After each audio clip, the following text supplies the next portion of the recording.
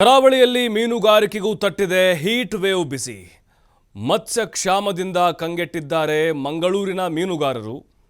ನೋಡಿ, ಬಿಸಿಲಾಘಾತ ಅನ್ನೋದು ಮನುಷ್ಯರಿಗಷ್ಟೇ ಅಲ್ಲ, ಮೀನುಗಳಿಗೂ ಕೂಡ ತಡ್ತಾ ಇದೆ. ಅಂದರೆ ಮತ್ಸ್ಯ ಕ್ಷಾಮ ಉಂಟಾಗ್ಬಿಟ್ಟಿದೆ.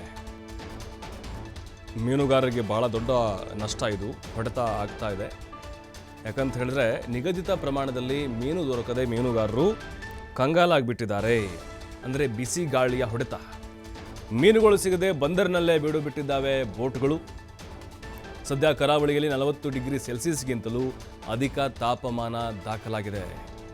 ನಷ್ಟದಲ್ಲೇ ಮೀನುಗಾರಿಕೆ ನಡೆಸ್ತಾ ಇದ್ದಾರೆ. ಮೀನುಗಾರರು ಲಕ್ಷಾಂತರ ರೂಪಾಯಿ ಖರ್ಚು ಮಾಡ್ತಾರೆ, ಸಾಕಷ್ಟು ನಾಟಿಕಲ್ ಮೈಲಿ ದೂರ ಹೋಗಿರ್ತಾರೆ. ಆದರೆ ಮೀನುಗಳು ಬಲೆಗೆ ಬೀಳ್ತಾ ಇಲ್ಲ. ಯಾಕಂತ ಹೇಳಿದ್ರೆ ನೋಡಿ, ನೀರು ಬೆಚ್ಚಗಾಗ್ಬಿಡುತ್ತೆ. ಈ ಒಂದು ಬಿಸಿಗಾಳಿ ಹೊಡೆತಕ್ಕೆ ನೀರು ಕಂಪ್ಲೀಟಾಗಿ ರಣ ಬಿಸಿಲಿಗೆ ಏನಾಗ್ಬಿಡುತ್ತೆ, ಸುಡ್ತಾ ಇರುತ್ತೆ, ಬಿಸಿ ಇರುತ್ತೆ. ಹಾಗಾಗಿ ಮೀನುಗಳು ಮೇಲೆ ಬರೋದೇ ಇಲ್ಲ. ಅವೆಲ್ಲ ಹೋಗಿ ಅಡಿಯಲ್ಲಿ ಸೇರ್ಕೊಂಡ್ಬಿಟ್ಟಿರ್ತವೆ. ಹಾಗಾಗಿ ಸಾಕಷ್ಟು ದೂರ ಹೋಗ್ತಾ ಇದ್ದಾರೆ. ಮೀನುಗಳು ಬಲೆಗೆ ಬೀಳ್ತಾ ಇಲ್ಲ. ಹಾಗಾಗಿ ಲಕ್ಷಾಂತರ ರೂಪಾಯಿ ಖರ್ಚು ಮಾಡಿಕೊಂಡು ಸಮುದ್ರದ ಆಳಕ್ಕೆ ಹೋಗಿ ಈಗ ವಾಪಸ್ ಬರ್ತಾ ಇದ್ದಾರೆ.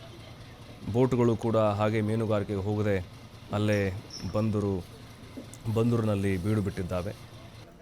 ಮೀನುಗಾರಿಕೆಗೆ ತೆರಳುವಂತಹ ಮೀನುಗಾರರು ಕೈ ಸುಟ್ಟುಕೊಳ್ಳುವಂತಹ ಪರಿಸ್ಥಿತಿ ಸದ್ಯಕ್ಕೆ ನಿರ್ಮಾಣ ಆಗಿದೆ. ನೋಡಿ, ಈ ಒಂದು ಋತುವಿನ ಆರಂಭದಲ್ಲಿ ಅಧಿಕ ಮಳೆಯಾಗಿ ಮೀನುಗಾರಿಕೆಗೆ ನಿಷೇಧವಾಗಿ ಸಮುದ್ರಕ್ಕೆ ಬೋಟ್ ಇಳಿಸದೆ ಮೀನುಗಾರರು ತೊಂದರೆ ಅನುಭವಿಸಿದ್ರು. ಅಂದರೆ ಮಳೆ ಜಾಸ್ತಿ ಆದಂಥ ಟೈಮ್ನಲ್ಲೂ ಕೂಡ ಅವ್ರಿಗೆ ಭಾರಿ ನಷ್ಟ ಆಗಿತ್ತು.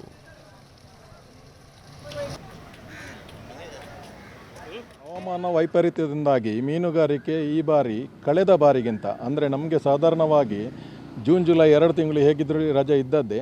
ಅದರ ನಂತರ ಹೇಗೆ ಅಂತ ಹೇಳಿದ್ರೆ ಡಿಸೆಂಬರ್ ಮತ್ತು ಜನವರಿ ಹೆಚ್ಚು ಕಡಿಮೆಯೇ ಇರುತ್ತದೆ. ಅದು ಸಹಜವಾಗಿ ನಾವು ಆಲೋಚನೆ ಮಾಡಿರುವಂಥದ್ದು, ಮೀನುಗಾರರೆಲ್ಲರಿಗೂ ಮಾಮೂಲು ಅದು.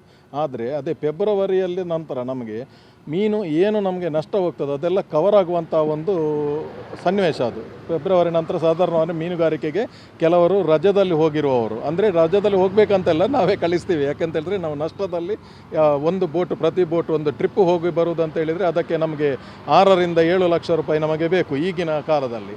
ಈಗ ಏನಂತ ಹೇಳಿದ್ರೆ ಹವಾಮಾನ ವೈಪರೀತ್ಯದಿಂದಾಗಿ ಸೆಕೆ ಜಾಸ್ತಿ ಇರೋದ್ರಿಂದಾಗಿ ನಮ್ಮ ಮೀನಿಗೆ ಕೊಂಡೋಗುವಂಥ ಐಸ್ಗಳು ಕರಗಿ, ನಾವು 10 ದಿನಕ್ಕೆ ಅಂತ ತಗೊಂಡು ಹೋದಂಥ ಇದು ಐಸ್ ಮಂಜುಗಡ್ಡೆ ಎಲ್ಲ ಕರಗಿ ವೇಗವಾಗಿ ಅಂದರೆ 8 ದಿನಕ್ಕೆ ನಾವು ಹಿಂದೆ ಬರುವಂಥ ಸನ್ನಿವೇಶ ನಮಗೆ ಜಾಸ್ತಿ ಇದೆ.